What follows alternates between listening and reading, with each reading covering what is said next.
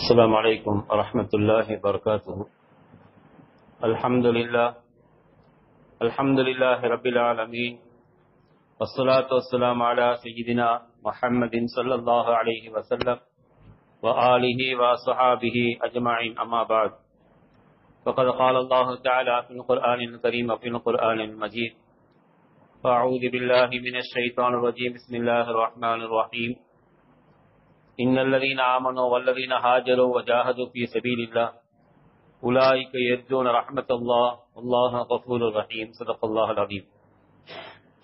سبحانك لا علم لنا إلا ما علمتنا إنك أنت العليم الحكيم.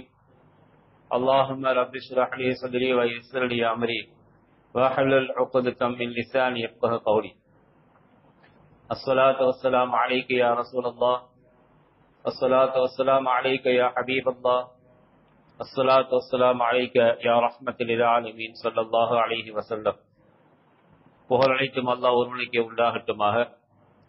இல்லோக சர்தார் எம்பெருமான ரசூலே கரீம் ஸல்லல்லாஹு அலைஹி வஸல்லம் அவர்களின் மீதும், அன்னாரின் குடும்பத்தார்கள், வழி தோன்றல்கள், வழியை பின்பற்றியவர்கள், நாதாக்கள், நல்லடியார்கள், குறிப்பாக நம் அனைவரின் மீதும் அல்லாஹுவின் சாந்தியும் சமாதானமும் கருணையும் கிருபையும் என்றென்றும் நின்று நிலவட்டுமாக. ஆமீன்.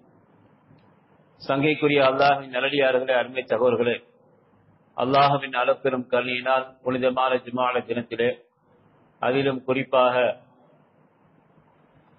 அல்லாஹ் ரப்பல் ஆலமீன் திருமறையிலே சங்கை மிக்க மாதங்கள் என்று எந்த மாதங்களை குறிப்பிட்டானோ அதில் 3 மாதங்கள் தொடர்படியாக வரக்கூடியவை என்று கண்மணி நாயகம் ஸல்லல்லாஹு அலைஹி வஸல்லம் அவர்கள் கூறிய மாதங்களில் கடைசி மாதமாக இருக்கக்கூடிய, நம்முடைய இஸ்லாமிய வரலாற்றின் புத்தாண்டாக இருக்கக்கூடிய முதல் மாதமாக இருக்கக்கூடிய முஹர்ரம் மாதத்துடைய முதல் ஜும்ஆவில் அல்லாஹ் நம்ம எல்லாம் ஒன்று சேர்த்திருக்கின்றான். அல்ஹம்துலில்லாஹ். சங்கைக்குரியவர்களே, ஹிஜ்ரி புத்தாண்டு புதிய வருடம் இன்றைய முதல் தொடங்கி ஆரம்பிக்கப்பட்டுள்ளது. இஸ்லாமிய வரலாற்றிலே ஹிஜ்ரத் என்பது எவ்வளவு மிக முக்கியமான ஒன்று. இந்த ஹிஜ்ரி புத்தாண்டு உருவானதற்கு ஒரு வரலாறை நாம் பார்க்க முடியும். அது சம்பந்தமான சில செய்திகளை நாம் இன்று பார்க்க போகின்றோம். காரணம், இன்றைக்கு மற்ற மாதங்களில் ஆங்கில தமிழ் மாதங்களை எல்லோருமே அறிந்து வைத்திருக்கின்றோம். ஆனால் இஸ்லாமிய மாதங்களை அறிந்தவர்கள் மிக குறைவு என்றுதான் சொல்ல வேண்டும். காரணம், அதை பற்றி அறிந்து கொள்ள வேண்டும் என்ற ஆர்வம் நம்மிடத்தில் சற்று குறைவாக இருப்பதைத்தான் நாம் கவனத்தில் கொள்ள வேண்டும். மற்ற புத்தாண்டுகளை, நியூயர்களை எல்லாம் நாம் எல்லோருமே கொண்டாடி கொண்டிருக்கின்றோம். ஆனால் இஸ்லாமிய புத்தாண்டை இன்றைக்கு நினைவில் வைத்து கொண்டாடக்கூடியவர்கள் யாரும் இல்லை.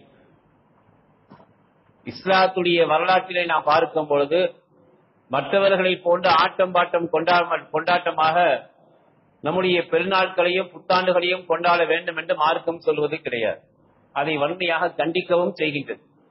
ஆட்டம் பாட்டத்தோடு ஆடம்பரமாக அலங்காரமாக நம்முடைய சிறந்த நாட்களை கொண்டாடக்கூடாது என்று மார்க்கம் நமக்கு கற்றுத்தரும். காரணம், இஸ்லாமிய மார்க்கம் என்பதை அழகான வழியை காட்டித் தரக்கூடிய ஒரு அற்புதமான ஒரு மார்க்கம். யாருக்கும் எந்த விதத்திலும் தொந்தரவுகளை தந்து விடாமல், யார் அதை செயல்படக்கூடியவர்களாக இருக்கின்றார்களோ அவர்களுக்கும் எந்த விதமான சங்கடங்களும் வந்து விடாமல், எல்லா நிலைகளிலும் எல்லோருக்குமே சந்தோஷத்தை ஏற்படுத்தக்கூடிய அற்புதமான ஒரு வழிமுறையை காட்டித் தரக்கூடிய மார்க்கம் தான் இஸ்லாமிய மார்க்கம். எனவே எந்த சூழ்நிலையிலையும் ஆடம்பரத்தோடு ஆட்டம்பாட்டத்தோடு மார்க்கத்திலே எவையெல்லாம் தடை செய்யப்பட்டுள்ளதோ, ஹராமாக்கப்பட்டுள்ளதோ அதையெல்லாம் நாம் எந்த நாட்களிலும் செய்வது கூடாது. அப்படி பார்க்கும் பொழுது இஸ்லாமிய புத்தாண்டை நாம் கொண்டாட வேண்டும் என்று சொன்னால் எப்படி கொண்டாட வேண்டும்? அதற்கென்று சில வழிமுறைகளை நம்முடைய மார்க்கம் நமக்கு அழகாக கற்றுத் தருகின்றது. இஸ்லாமிய புத்தாண்டு நம்மை நோக்கி வருகிறது என்று சொன்னால், இன்றைக்கு நமக்கு முதல் புத்தாண்டு 1447வது ஹிஜ்ரி வருடம் பிறந்திருக்கின்றது.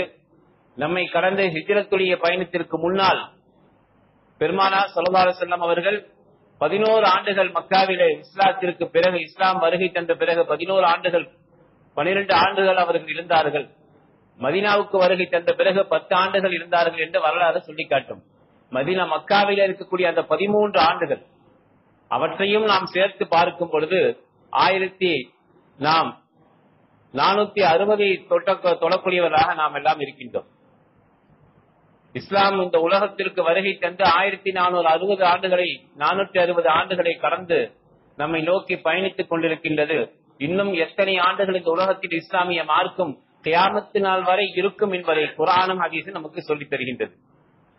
சங்கை கிரவலை ஹிஜ்ரத்துடைய அந்த பயணத்துடைய வரலாறுகளை நாம் அடிக்கடி கேள்விப்படுகின்றோம். இருந்தாலும் மீண்டும் நினைவுபடுத்திக் கொள்வதற்காக சில தகவல்கள்.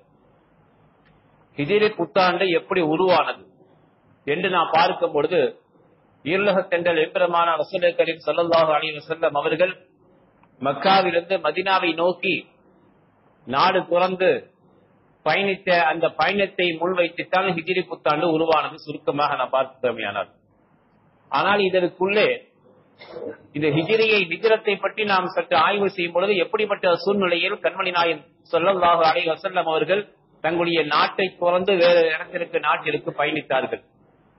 பிறந்த ஊரை விட்டு அவர்கள் எப்படி வெளியேறினார்கள், வெளியேறிய பிறகு இஸ்லாமிய சாம்ராஜ்யத்திலே அரசாங்கத்திலே எவ்வளவு மிகப்பெரிய மாற்றங்கள் ஏற்பட்டுள்ளது என்பதை நாம் கவனிக்கும் பொழுது அந்த ஹிஜ்ரத் பயணம் நமக்கு நிறைய படிப்பினைகளையும் பாடங்களையும் கற்றுத்தருகின்றது. ஒன்றல்ல இரண்டல்ல கணக்கில் அடங்காத பாடங்களை ஹிஜ்ரத் பயணம் நமக்கு கற்றுத்தரும். மற்றவர்களுடைய விஷயங்களிலே பார்க்கும் பொழுது ஒவ்வொருத்தரும் ஒவ்வொரு மாதங்களுக்கு ஒவ்வொரு பெயரை சூட்டிக் கொள்வார்கள், தங்களுக்கு பிடித்த பெயர்களை சூட்டிக் கொள்வார்கள். ஆங்கில மாதம், தமிழ் மாதம், சீன மாதம் என்பதாக பல வருடங்கள் உண்டு. ஆனால் இஸ்லாமிய மார்க்கம் இருக்கின்றதே ஒவ்வொரு மாதத்திற்கும் அற்புதமான பெயர்களை சூட்டி, அதிலும் குறிப்பாக முதல் மாதமாக புத்தாண்டுடைய ஒரு ஆண்டுடைய முதல் மாதமாக முஹர்ரம் அல் ஹராம் என்று சொல்லக்கூடிய முஹர்ரம் மாதத்தை நமக்கு வழங்கி இருக்கிறது என்று சொன்னால் அது சாதாரணமான ஒரு நிகழ்வாக நாம் எடுத்துக்கொள்ளக் கூடாது என்பதை நமக்கு மார்க்கம் கற்றுத் தருகின்றது. அல்லாஹ் ரப்பல் ஆலமீன் ஹிஜ்ரத் என்ற பயணத்திலே நமக்கு எவ்வளவு பாடங்களை வைத்துள்ளார். ஹிஜ்ரத் என்று சொன்னால் குடிபெயர்தல் என்ற அர்த்தம். இயற்கையிலே அரபி அகராதியில இலக்கணத்திலே நாம் பார்க்கும் பொழுது அசல் அர்த்தம் குடிபெயர்தல், ஒரு இடத்தை விட்டு இன்னொரு இடத்திற்கு இடம் பெயர்தலுக்கு ஹிஜ்ரத் என்பதாக சொல்லப்படும். ஆனால் இஸ்லாமிய வழக்கத்திலே மார்க்கத்திலே மக்காவை விட்டும் மதீனாவிற்கு பெருமானார் ஸல்லல்லாஹு அலைஹி வஸல்லம் அவர்களும் அவருடைய அருமை தோழர்களும் தங்களுடைய மார்க்கத்தை பாதுகாப்பதற்காக, தீனை காப்பாற்றுவதற்காக இடம் பெயரக்கூடிய அந்த பயணத்திற்கு பெயர்தான் ஹிஜ்ரத் என்பதாக நம்முடைய மார்க்கம் சொல்லித் தருகின்றது. இந்த ஹிஜ்ரத்தை அல்லாஹ் ரப்பல் ஆலமீன் ஏன் கடமையாக்கினான்? பொதுவாகவே முந்தைய நபிமார்களுடைய வாழ்க்கையிலையும் நாம் பார்க்கும் பொழுது எதிரிகளுடைய தொல்லைகளும் அக்கிரமங்களும் அதிகமாகக்கூடிய நேரத்தில் அல்லாஹ் ரப்பல் ஆலமீன் தன்னுடைய நபிமார்களிடத்திலே, இறை தூதர்களிடத்திலே 2 வழிகளை கையாளுவான். எதிரிகளுடைய சூழ்ச்சிகளும் சோதனைகளும் தொல்லைகளும் துன்பங்களும் அதிகமாகும் பொழுது அல்லாஹ் ரப்பல் ஆலமீன் 2 வழிகளை முந்தைய நபிமார்களிடத்திலே கையாண்டிருக்கின்றான். முதலாவது, யாரெல்லாம் தொல்லை கொடுத்து கொண்டிருக்கின்றார்களோ, அக்கிரமக்காரர்களாக உலகத்தில் யார் அநியாயக்காரர்களாக இருக்கின்றார்களோ அவர்களை, அந்த எதிரிகளை அல்லாஹ் முழுமையாக அழித்து விடுவார். இரண்டாவது, தன்னுடைய நபியை அந்த இடத்தை விட்டும் இடமாற்ற செய்வார். இந்த 2ஐயும் நம்முடைய முந்தைய நபிமார்களுடைய வாழ்க்கையிலே நாம் பார்க்கலாம். வரிசையாக நாம் பார்க்கும் பொழுது ஹூத் அலைஹிஸ்ஸலாம், ஆது கூட்டத்தார்களை சார்ந்த ஹூத் அலைஹிஸ்ஸலாம் அவர்களுடைய சமுதாயம், சாலிஹ் அலைஹிஸ்ஸலாம் அவர்களுடைய சமுதாயமான சமூது கூட்டத்தார்கள், லூத் அலைஹிஸ்ஸலாம், இது போன்ற சமுதாய நபிமார்களுடைய சமுதாயத்தை அவர்கள் செய்த பாவங்களின் காரணமாக, அக்கிரமத்தின் காரணமாக, அநியாயக்காரர்களாக உலகத்தில் அவர்கள் திகழ்ந்ததின் காரணமாக அல்லாஹ் ரப்பல் ஆலமீன் அந்த சமுதாயத்து மக்களை ஒருவரை கூட விட்டு வைக்காமல் முழுமையாக அழித்தான் என்று குர்ஆன் சொல்லித் தரக்கூடிய வரலாறு குர்ஆனிலே நாம் பார்க்க முடியும்.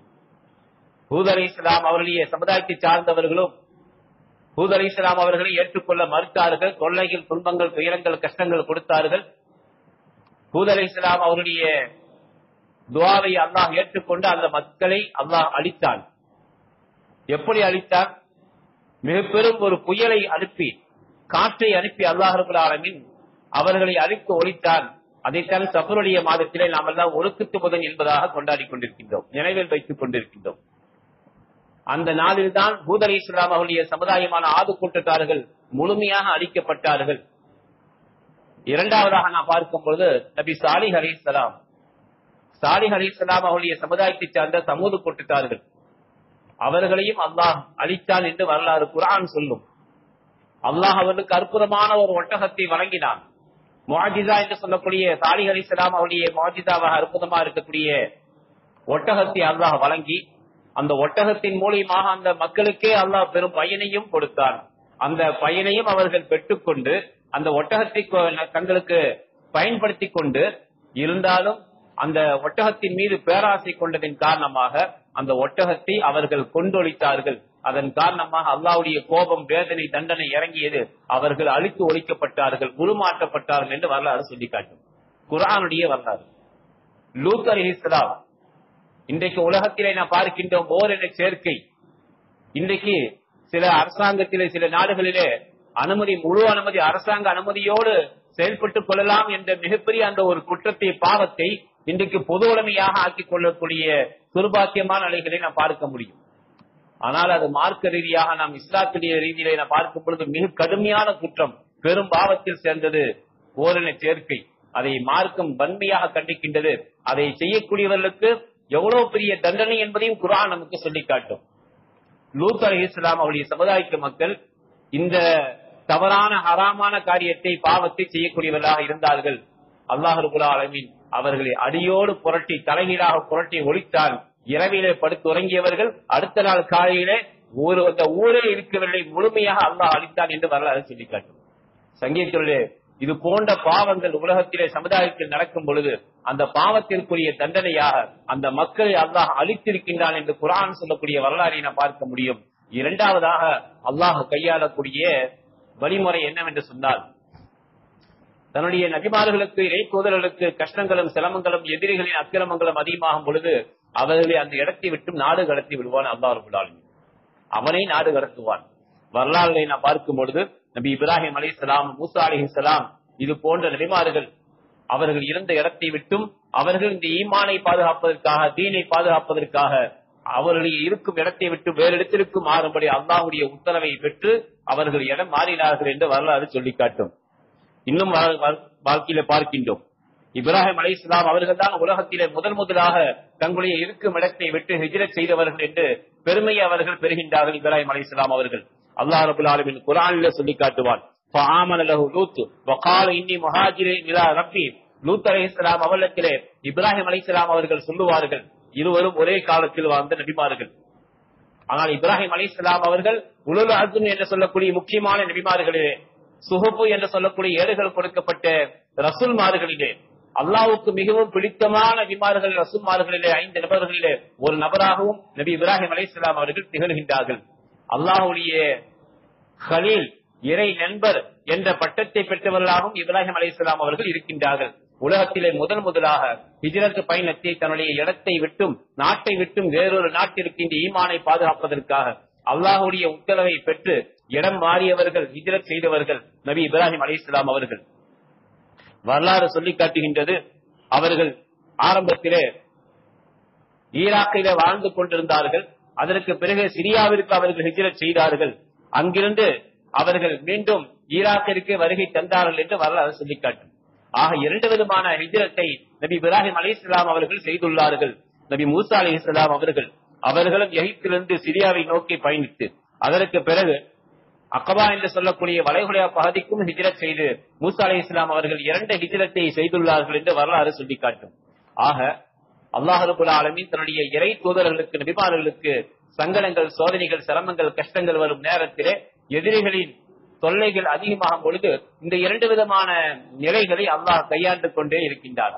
அதிலே நாம் பார்க்கும் பொழுது ஈருலகத்தென்ற எம்பெருமானார் ரசூலை கரீம் ஸல்லல்லாஹு அலைஹி வஸல்லம் அவர்களுடைய வாழ்க்கையிலே நாம் பார்க்கும் பொழுது 2ஐயுமே அல்லாஹ் மேற்கொண்டான் என்று குர்ஆன் சொல்லி காட்டும். ஹதீஸிலே நாம் பார்க்கும் பொழுது எதிரிகளை அழிக்கவும் செய்தான், அந்த எதிரிகளிடமிருந்து அல்லாஹ் ஊரை விட்டு வெளியாக்கவும் செய்தான். பெருமானார் ஸல்லல்லாஹு அலைஹி வஸல்லம் வாழ்க்கையிலே நாம் பார்க்க முடியும். முதலில் பெருமானாரை தங்களுடைய பிறந்த ஊராக மக்கமா நகரை விட்டும் மதீனாவுக்கு ஹிஜ்ரத் செய்ய வைத்தான் ரப்புல் ஆலமீன்.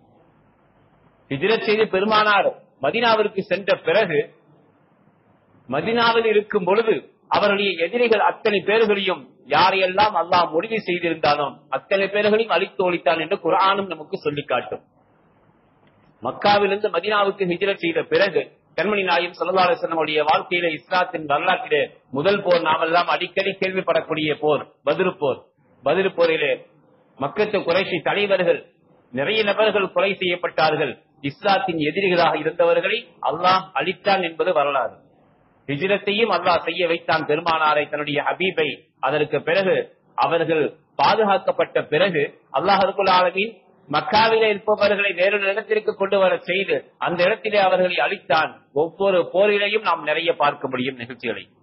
ஆக சங்கைக்குரியவர்களே, ஹிஜ்ரத்துடைய பலன்களை நாம் பார்க்கும் பொழுது எவ்வளவுக்கு எவ்வளவு அல்லாஹ் ரப்பல் ஆலமீன் வைத்திருக்கின்றான் என்று நாம் பார்க்கும் பொழுது நமக்கு நிறைய பாடங்களை படிப்பினைகளை ஹிஜ்ரத் பயணம் கற்றுத் தருகின்றது.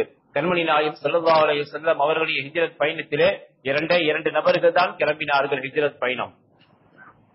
அதிலே முதலாம் அவர்களுடைய பெருமானார் ஸல்லல்லாஹு அலைஹி வஸல்லம் அவர்கள், இரண்டாம் அவர் பெருமானாருடைய உயிர் தோழர் சையதுனா அபூபக்கர் சித்தீக் ரலியல்லாஹு தஆலா அவர்கள் ஆகிய இருவர் மட்டும்தான் ஹிஜ்ரத் பயணத்திலே கிளம்பினார்கள் என்று வரலாறை நாம் தெரிந்து வைத்திருக்கின்றோம். ஆனால் இந்த இரண்டு பேர்களுக்கு பின்னால் எவ்வளவு பெரிய மாற்றத்தை அல்லாஹ் வைத்தான்.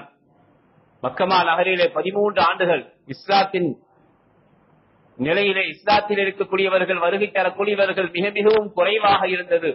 அதே சமயத்திலே இஸ்லாத்தில் இருப்பவர்களுக்கு மிக பெரும் கஷ்டமும் சிரமமும் சோதனைகளும் துன்பங்களும் தொல்லைகளும் கொடுக்கப்பட்டது. மக்கத்து குறைஷிகளினால் ஒரு தரப்பு மட்டும்தான் இருந்தது. மக்கத்து குறைஷிகள் மட்டும்தான் தொல்லைகள் கொடுத்தார்கள். ஆனால் கண்மணி நாயகம் ஸல்லல்லாஹு அலைஹி வஸல்லம் அவர்கள் மதீனாவுக்கு ஹிஜ்ரத் செய்து சென்று 10 ஆண்டுகள் அந்த மதீனத்தில் முனவ்வராவிலே அவர்கள் வாழ்ந்தார்கள். ஆனால் ஒன்றல்ல இரண்டல்ல, எல்லா தரப்பிலிருந்தும் அவர்களுக்கு எதிரிகள் வந்தார்கள். யூதர்கள், கிறிஸ்தவர்கள், மக்கத்து குறைஷிகள், முனாஃபிகீன்கள் என்று சொல்லக்கூடிய நயவஞ்சகர்கள், இப்படியெல்லாம் எல்லா தரப்பிலேயும் எதிரிகளை சந்திக்க வேண்டிய கட்டாயம் ஏற்பட்டது. ஆனால் அத்தனை நிலைகளிலும் அல்லாஹ் ரப்பல் ஆலமீன் பாதுகாப்பை பெருமானாருக்கும் அவருடைய அருமை தோழர்களுக்கும் அல்லாஹ் வழங்கினான் என்று சொல்லி காட்டும் குர்ஆன். இன்னும் நாம் பார்க்கின்றோம், இஸ்லாத்துடைய அழைப்பு பணி எவ்வளவு பலகீனமானதாக மக்காவில இருந்தது. மதீனாவுக்கு சென்ற பிறகு அது எவ்வளவு பிரகாசமானதாக மாறியது என்பதையும் நாம் வரலாற்றிலே பார்க்க முடியும். நம்முடைய வாழ்க்கையிலே எல்லா நிலைகளிலும் நாம் நிறைய பாடங்களை இந்த ஹிஜ்ரத்துடைய பயணத்திலே பெற வேண்டும் என்ற நிலையை கவனிக்க வேண்டும். முதலாவதாக நாம் பார்க்கும் பொழுது ஹிஜ்ரத்திலே திட்டமிடுதல் வேண்டும். திட்டமிடுதல், ஒரு செயலை நாம் செய்வதற்கு முன்னால் அதை செயலை எப்படி செய்தால் நமக்கு அதிலே லாபம் கிடைக்கும், நஷ்டம் கிடைக்கும், இப்படி செய்தால் அது நமக்கு நஷ்டத்தை ஏற்படுத்திவிடும், இப்படி செய்தால் அது நமக்கு லாபத்தை கொடுக்கும், பிரயோஜனத்தை கொடுக்கும், வெற்றியை கொடுக்கும் என்று நாம் ஆரம்பத்திலேயே திட்டமிட வேண்டும். வரலாற்றிலே நாம் பார்க்கின்றோம், சஹாபாக்களிலே மக்கத்து குறைஷிகளிலே அவர்களுடைய தொல்லைகள் தாங்க முடியாமல் அல்லாஹ்வுடைய உத்தரவு சஹாபாக்களுக்கு வந்தது. சஹாபாக்கள் பெருமானாரிடத்திலே ஹிஜ்ரத் செய்வதற்கு அனுமதி கேட்டார்கள். ஹிஜ்ரத் பயணத்தை சஹாபாக்கள் கொஞ்சம் கொஞ்சமாக தொடங்கினார்கள். முதலாவது கூட்டம், ஹிஜ்ரத் பயண கூட்டம் அபிசினியா நாட்டிற்கு சென்றது. அதற்கு பிறகு மதீனாவிற்கு செல்வதற்கும் பெருமானார் அனுமதி கொடுத்தார்கள். இப்படி 2-3 தடவைகள் ஹிஜ்ரத் பயணங்கள் சஹாபாக்கள் மேற்கொண்ட பிறகுதான் அல்லாஹ் ரப்பல் ஆலமீன் தன்னுடைய ஹபீபுக்கு ஹிஜ்ரத்துடைய பயணத்துடைய உத்தரவை அல்லாஹ் வழங்கினான் என்று மார்க்கம் குர்ஆன் சொல்லுகிறது. அந்த சமயத்திலே பெருமானார் ஸல்லல்லாஹு அலைஹி வஸல்லம் அவர்கள் தங்களுடைய அருமை தோழர் அபூபக்கர் சித்தீக் ரலியல்லாஹு தஆலா அவர்களிடத்திலே சொன்னார்கள், ஹிஜ்ரத்துடைய உத்தரவு நமக்கும் வரலாம், நாம் தயாராக இருப்போம் என்று ஒரே ஒரு வார்த்தையை மட்டும் அபூபக்கர் சித்தீக் ரலியல்லாஹு தஆலா அவர்களிடத்திலே பெருமானார் சொல்லி வைத்திருந்தார்கள், ரகசியமாக சொல்லி வைத்திருந்தார்கள். பெருமானாருடைய அந்த ஹிஜ்ரத் பயணத்திற்காக இந்த ஒரு வார்த்தையை கேட்ட அருமை உயிர் தோழர் அபூபக்கர் சித்தீக் ரலியல்லாஹு தஆலா அவர்கள் ஒரு 2 ஒட்டகத்தை வாங்கி, நல்ல அற்புதமான ஒரு நல்ல ஆரோக்கியமான ஒட்டகத்தை வாங்கி வளர்த்து கொண்டு வந்தார்கள். வளர்த்து கொண்டு வரக்கூடிய நேரத்திலே எதற்காக, திடீரென்று உத்தரவு வந்துவிட்டால் அப்பொழுது போய் வாகனத்தை தேட முடியாது. முன்பே திட்டமிட்டார்கள். பல நாட்கள் அந்த ஒட்டகத்தை அவர்கள் வளர்த்து வருகின்றார்கள். ஒரு நாள் நடுப்பகல் நேரத்திலே அவர்களுடைய கதவு தட்டப்படுகின்றது, வீட்டின் கதவு தட்டப்படுகின்றது. திறந்து பார்த்தால் பெருமானார் ஸல்லல்லாஹு அலைஹி வஸல்லம் அவர்கள் நின்று கொண்டிருக்கின்றார்கள். என்ன அபூபக்கர் அவர்களே, கதவை திறந்தே வைத்திருக்கின்றீர்களே, நீங்கள் தாழ்பால் போடவில்லையா, வீட்டை நீங்கள் பூட்டி வைக்கவில்லையா என்று பெருமானார் கேட்கும் பொழுது, யா ரசூலல்லாஹ், நீங்கள் அன்றைக்கு சொன்னீர்கள் ஹிஜ்ரத்துடைய உத்தரவு வந்தால் நாம் கிளம்ப வேண்டும் என்று சொன்னீர்கள் அல்லவா? அன்று முதல் இன்று வரை நான் கதவை திறந்து வைத்துக் கொண்டே நான் காத்துக் கொண்டிருக்கின்றேன் உங்களுக்காக, உங்களுடைய வருகைக்காக. நீங்கள் எப்போது வந்தாலும் கதவை தட்டி நான் திறப்பதற்கு தாமதம் ஏற்பட்டுவிடக் கூடாது என்பதற்காக நான் கதவை திறந்தே வைத்திருக்கின்றேன். நீங்கள் எப்பொழுது வந்தாலும் நேரடியாக உள்ளே வருவதற்குரிய வழியை நாம் வாய்ப்பை ஏற்படுத்திக் கொடுக்க வேண்டும். உங்களுடைய வருகைக்காக நான் வெளிமேல் வழி வைத்து நான் காத்துக் கொண்டிருக்கின்றேன் யா ரசூலல்லாஹ் என்று பெருமானார் ஸல்லல்லாஹு அலைஹி வஸல்லம் அவர்களிடத்திலே அபூபக்கர் சித்திக் ரலியல்லாஹு தஆலா அவர்கள் சொன்னார்கள் என்று வரலாறு சுட்டிக்காட்டும். சங்கிகளுடைய இது மட்டுமல்ல, முன்பே திட்டமிடுதல் என்பது இதில் மட்டுமல்ல. பெருமானார் ஸல்லல்லாஹு அலைஹி வஸல்லம் அவர்கள் எப்பொழுது செல்ல வேண்டும், எந்த நேரத்தில் தன்னுடைய வீட்டை விட்டு கிளம்ப வேண்டும், எப்படியெல்லாம் பயணத்தை அமைத்துக் கொள்ள வேண்டும் என்று தங்களுடைய அருமை தோழரோடு அவர்கள் அடிக்கடி ஆலோசனை செய்யக்கூடியவர்களாக இருந்தார்கள். முன்பே திட்டமிட்டார்கள். இன்றைக்கு நாம் ஒரு ஊருக்கு செல்கின்றோம் என்று சொன்னால் அந்த ஊரில பல நாட்கள் தங்குவதாக இருந்தால் எவ்வளவு முன் ஏற்பாடுகள் முயற்சிகள் நாம் செய்கின்றோம். இவற்றையெல்லாம் தாண்டி கண்மணி நாயகம் ஸல்லல்லாஹு அலைஹி வஸல்லம் அவர்கள் தங்களுடைய பிறந்த ஊரை விட்டுவிட்டு கண்ணீரோடு அவர்கள் மக்கா நகரை விட்டு வெளியேறக்கூடிய அந்த சங்கடமான சூழ்நிலைக்கு தங்களை எப்படி தயார்படுத்திக் கொண்டிருப்பார்கள் என்பதை நாம் கவனத்தில் கொள்ள வேண்டும். ஆக திட்டமிடுதல் மிக முக்கியமாக அவசியம். பெருமானார் ஸல்லல்லாஹு அலைஹி வஸல்லம் அவர்கள் தங்களுடைய வீட்டிலே ஹிஜ்ரத் பயணத்தின் பொழுது இரவு நேரத்திலே தங்கி தங்களிடத்திலே அமானிதமாக மக்கள் எல்லாம் கொடுத்து வைத்திருக்கக்கூடிய பொருட்களை அவரிடத்திலே மீண்டும் ஒப்படைத்து விட்டு தங்களுடைய இடத்தை வந்து சேர வேண்டும் என்பதற்காக தன்னுடைய குடும்பத்தை சார்ந்த தங்களுடைய அருமை மருமகனார் ஹஜ்ரத் அலி ரலியல்லாஹு தஆலா அவர்களை தங்களுடைய படுக்கையிலே படுக்க வைத்து விட்டு அவர்கள் வெளியேறினார்கள். எப்பொழுது வெளியேறினார்கள்? நன்கு இருட்டிய பிறகு நடுநிசி நேரத்திற்கு சற்று முன்னால் பெருமானார் தங்களுடைய வீட்டை விட்டு வெளியேறுகின்றார்கள். வெளியேறக்கூடிய நேரத்திலே சுற்றி எதிரிகள் எல்லாம் சூழ்ந்திருக்க பெருமானார் ஸல்லல்லாஹு அலைஹி வஸல்லம் அவர்கள் அல்லாஹ் கூறிய வசனத்தை ஓதி தங்களுடைய கையிலே ஒரு பிடி மண்ணை எடுத்து வீசிவிட்டு சென்றார்கள். எல்லோருடைய பார்வையும் அல்லாஹ் திரையிட்டான். விரித்துக் கொண்டே அவர்கள் தூங்கிக் கொண்டிருந்தார்கள் என்று வரலாறு சுட்டிக்காட்டும். ஹதீஸ்களிலே பார்க்கும் பொழுது கண்ணை திறந்து பார்த்துக் கொண்டே இருந்தார்கள். அவருடைய பார்வைக்கு முன்னாலேயே பெருமானார் தங்களுடைய பயணத்தை தொடங்கினார்கள். ஆனால் யாரும் அறிய முடியவில்லை. பெருமானார் இந்த ஹதீஸை சொல்லக்கூடிய நேரத்தில் ஹிஜ்ரத்துடைய பயணத்திலே அந்த பயணத்தை பற்றி சொல்லும் பொழுது சொல்லுவார்கள், உருவிய வாளோடு எதிரிகள் நின்று கொண்டிருந்தார்கள். அவருடைய வாளின் முனை கூட என் உடம்பில் பட்டது, உரசியது என்று சொல்லுவார்கள். அப்படி என்று சொன்னால் எவ்வளவு நெருக்கமாக எதிரிகள் நின்று கொண்டிருக்கும் நேரத்தில் கூட அவர்களை பிடித்துக் கொண்டு பெருமானார் ஸல்லல்லாஹு அலைஹி வஸல்லம் அவர்கள் தங்களுடைய ஹிஜ்ரத்துடைய பயணத்தை மேற்கொண்டார்கள். அல்லாஹ் அவருடைய பார்வையை அல்லாஹ் முடமாக்கினான், குருடாக்கினான், பெருமானாரை பாதுகாப்பதற்காக. வரலாற்றிலே சொல்லுவார்கள், முஹத்திஸீன்கள் சொல்லுவார்கள், அல்லாஹ் ரப்பல் ஆலமீன் 3 வஸ்துக்களை உலகத்தில் பாதுகாக்கக்கூடிய பொறுப்பை தன்னிடத்தில் அல்லாஹ் வைத்திருக்கின்றான். உலகத்தில் வேறு யாருக்கும் அந்த பொறுப்பை அல்லாஹ் கொடுப்பது கிடையாது.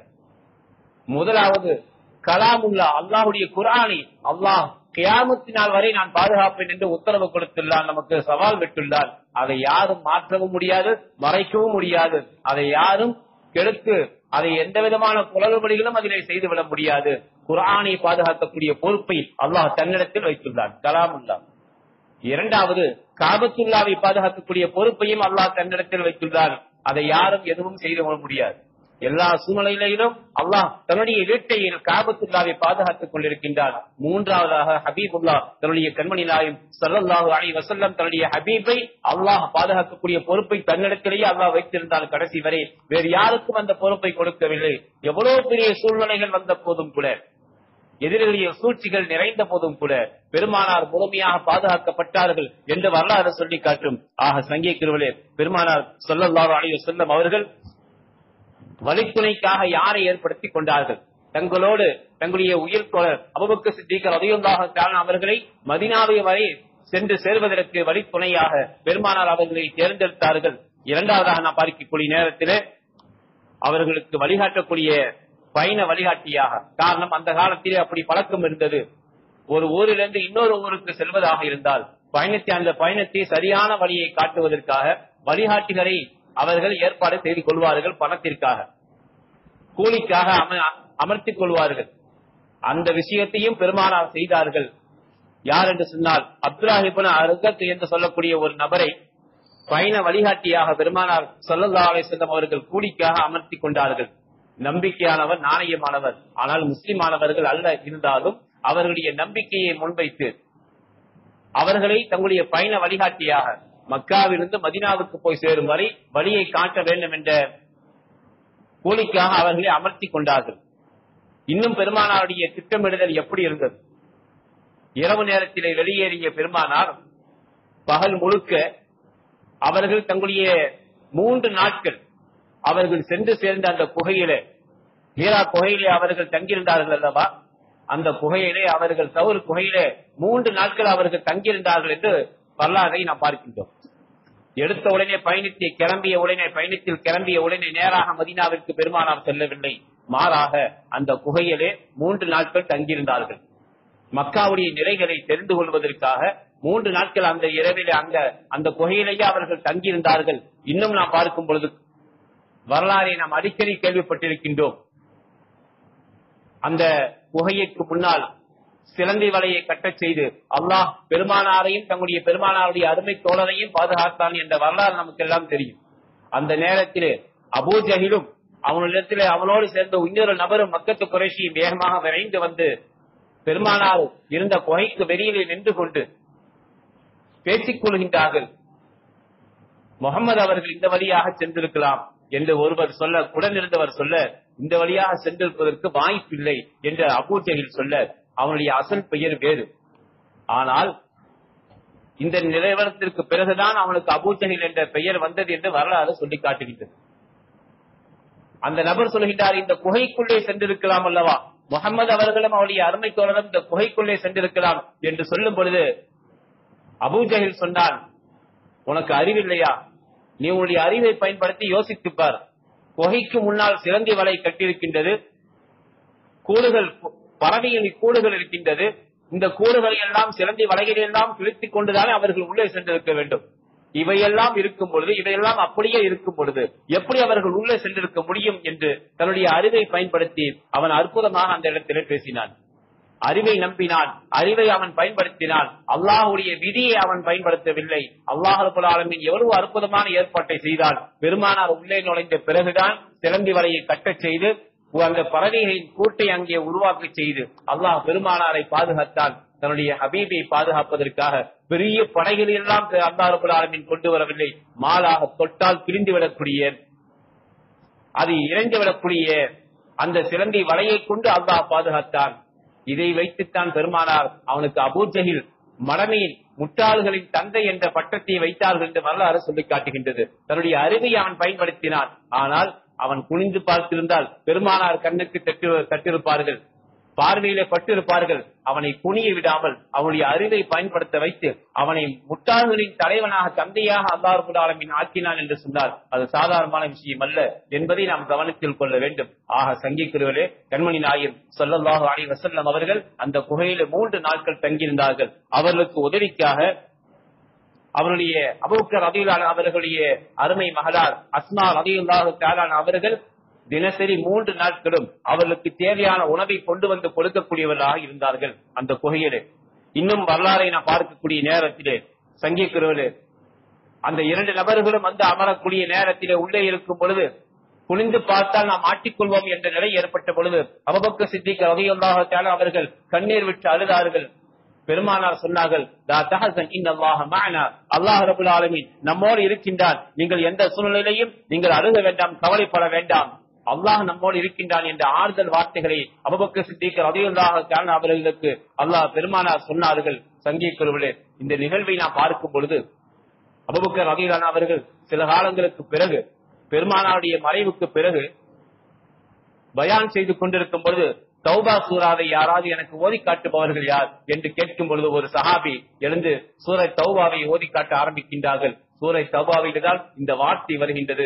அல்லாஹ் ரப்பல் ஆலமீன் குர்ஆனிலே சொல்லி காட்டுகின்றான், இது யகூலு லிஸாஹிபிஹி லா தஹஸன் இன்னல்லாஹ மஅனா என்பதாக அல்லாஹ் சொல்லிக் கொண்டே வருவான். அந்த குகையிலே ஹிஜ்ரத்துடைய பயணத்திலே பெருமானாரும் அருமை அபூபக்கர் சித்திக் ரலியல்லாஹு தஆலா அவர்களும் அந்த குகையிலே சென்று தங்கிய வரலாறை அல்லாஹ் சொல்லிக் கொண்டே வருவான். அந்த நேரத்திலே இருவரில் 2ஆம் அவர் என்று அல்லாஹ் அந்த வார்த்தையை பயன்படுத்துவான். 2 நபர்களில் 2ஆம் அவர் கேட்ட பொழுது கவலைப்பட்ட பொழுது முதலாம் அவர் சொன்னார், லா தஹசன் இன்னல்லாஹ மஅனா, நீங்கள் கவலைப்பட வேண்டாம், அல்லாஹ் நம்மோடு இருக்கின்றான் என்று சொன்னார்கள். அந்த வார்த்தை வந்த உடனே அபூபக்கர் சித்திக் ரலியல்லாஹு தஆலா அவர்கள் தங்களுடைய தாடி நனையும் அளவிற்கு தேம்பி அழுதார்கள். காரணம் என்னவென்று சஹாபாக்கள் கேட்ட பொழுது சொன்னார்கள், அந்த 2 நபர்களில் 2ஆம் அவர் என்று அல்லாஹ் சொல்லுகின்றானே, அது நான் தான் என்று அபூபக்கர் ரலியல்லாஹு அவர்கள் சொன்னார்கள். அந்த குகையிலே நாங்கள் இருவரும் இருந்தோம். முதலாம் அவர் பெருமானார், 2ஆம் அவர் நான் தான். என்னைத்தான் அல்லாஹ் இந்த இடத்திலே குறிப்பிட்டு காட்டுகின்றார் என்று கண்ணீர் வடித்தார்கள் என்று வரலாறு சொல்லி காட்டுகின்றது. ஆக சங்கீகுருளே, இது போன்று இன்னும் நிறைய பாடங்களையும் படிப்பினைகளையும் ஹிஜ்ரத் பயணம் நமக்கு கற்றுத் தருகின்றது. இன்ஷா அல்லாஹ் வரக்கூடிய வாரங்களில் இன்னும் விரிவாக விளக்கமாக பார்க்கலாம். நம்முடைய வாழ்க்கையிலே இந்த ஹிஜ்ரத் பயணம் நமக்கு தரக்கூடிய பாடங்களை படிப்பினைகளை பெற்று நம்முடைய வாழ்க்கையில் மிகப்பெரிய மாற்றங்களை நாம் உருவாக்கி கொள்ள வேண்டும். அல்லாஹ் ரப்பல் ஆலமீன் அந்த மாற்றங்களை உருவாக்கி கொள்ளக்கூடிய நல்ல நசீபை நம் எல்லோருக்கும் தந்தல் புரிவானாக. உலகத்தில் வாழும் காலமெல்லாம் கண்மணி நாயகம் ஸல்லல்லாஹு அலைஹி வஸல்லம் அவர்கள் மீது அளவு கடந்த பிரியமும் பாசமும் வைத்து அல்லாஹ்வுக்கு அஞ்சி வாழக்கூடியவர்களாக பெருமானார் மீது அதிகமாக ஸலவாத்துகளை ஓதி பெருமானாருடைய பிரியத்தையும் ஷஃபாஅத்தையும் நெருக்கத்தையும் பெறும் நல்ல நசீபை அல்லாஹ் நம் அனைவருக்கும் தந்தல் புரிவானாக. உலகத்தில் வாழும் காலமெல்லாம் உடல் ஆரோக்கியத்தோடு ஆரோக்கியத்தோடு நிம்மதியாக சந்தோஷமாக உறவுகளையும் அனாதைகளையும் ஏழைகளையும் குடும்பத்தார்களையும் பெற்றோர்களையும் அரவணைத்தவர்களாக ஆதரித்தவர்களாக வாழ்ந்து மன்னிக்கும் பாக்கியத்தை அல்லாஹ் நம் எல்லோருக்கும் தந்தல் புரிவானாக. உலகத்தில் வாழும் காலமெல்லாம் கடன் இல்லாமல் கையேந்தாமல் கவலை இல்லாமல் நோய் நொடி இல்லாமல் நீண்ட நெடிய வாழ்க்கையை அல்லாஹ் நம் எல்லோருக்கும் தந்தல் புரிவானாக. உலகத்தில் வாழும் காலம் எல்லாம் வானம் பூமி இன்னும் மற்ற திசைகளிலிருந்து நம்மை நோக்கி வரக்கூடிய ஆபத்துகளிலிருந்தும் எதிரிகளின் சூழ்ச்சிகளிலிருந்தும் மருத்துவமனை சோதனைகள் சிரமங்கள் செலவுகள் கஷ்டங்களிலிருந்தும் படுக்கையில் விழுந்து விடாமலும் அல்லாஹ் நம் எல்லோரையும் முழுமையாக பாதுகாத்தால் புரிவானாக. மரணிக்கும் நேரத்தில் கலிமா தய்யிபா லா இலாஹ இல்லல்லாஹ் முஹம்மது ரசூலுல்லாஹ் என்ற திருக்கலிமாவை கூறிய வண்ணம் நம்முடைய தங்குமிடத்தை சொருக்கத்திலே கண்டு ரசித்த வண்ணம் ரூஹு பிரியும் பாக்கியத்தை அல்லாஹ் நம் எல்லோருக்கும் தந்தல் புரிவானாக. காபாவை கண்ணார கண்டு ரசிக்கும் பாக்கியத்தையும் கண்மணி நாயகம் ஸல்லல்லாஹு அலைஹி வஸல்லம் ரவுதாவை ஜியாரத் செய்யும் பாக்கியத்தையும் நமக்கும் நம்முடைய குடும்பத்தார்கள் உற்றார் உறவினர்கள் நம்முடைய ஊர் ஜமாத்தார்கள் உலகத்தில் இருக்கக்கூடிய எல்லா முஃமின்களுக்கும் அல்லாஹ் மீண்டும் மீண்டும் மீண்டும் நசீபாக்கி தந்தல் புரிவானாக. எதை கேட்டோமோ அதை நம்முடைய வாழ்க்கையில் செயல்படுத்தக்கூடிய நல்ல நசீபை அல்லாஹ் நம் அனைவருக்கும் தந்தல் புரிவானாக. வாஹிரு தவானா அனில் ஹம்துலில்லாஹி ரப்பில் ஆலமீன். அஸ்ஸலாமு அலைக்கும் வரஹ்மத்துல்லாஹி வபரகாத்துஹு.